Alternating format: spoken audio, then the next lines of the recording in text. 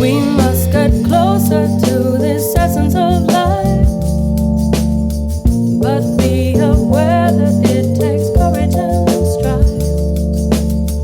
Expand your mind, don't let it wither and die.